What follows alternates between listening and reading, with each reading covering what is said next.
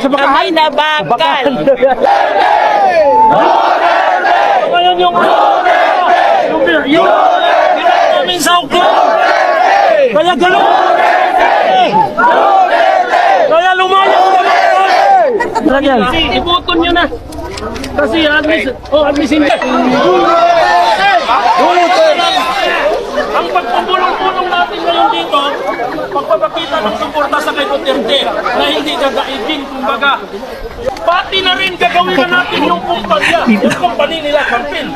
I mean, yung pagkampanya sa kanila. Kasi,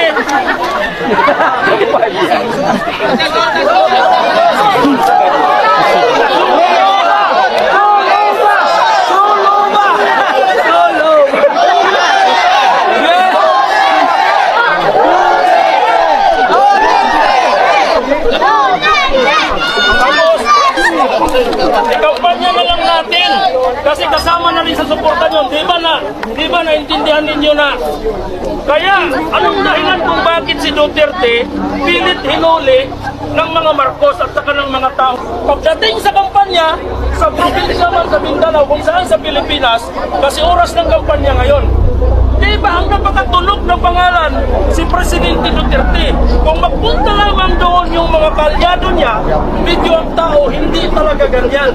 Kaya ang ibig sabihin nila na si Duterte, alisin nila pagdating kung saan sila pupunta. Kasi si Duterte ang dinudumog ng mga tao. Ngayon, wala si Duterte sa kampanya nila, yung mga tao mahina. Kasi halos yung mga tao magpakamatay sa kay Duterte. Yun ang isang dahilan. Kaya gusto nila ipindi ngayon doon ng 6 months. Ayon sa nakikita sa balita. Pero balita pa yun, wala pa talagang pinaka-resulta kung gaano katagal. Kaya yun lang yung masasabi ko sa inyo na maraming salamat sa inyo sa pagsuporta sa kay Duterte.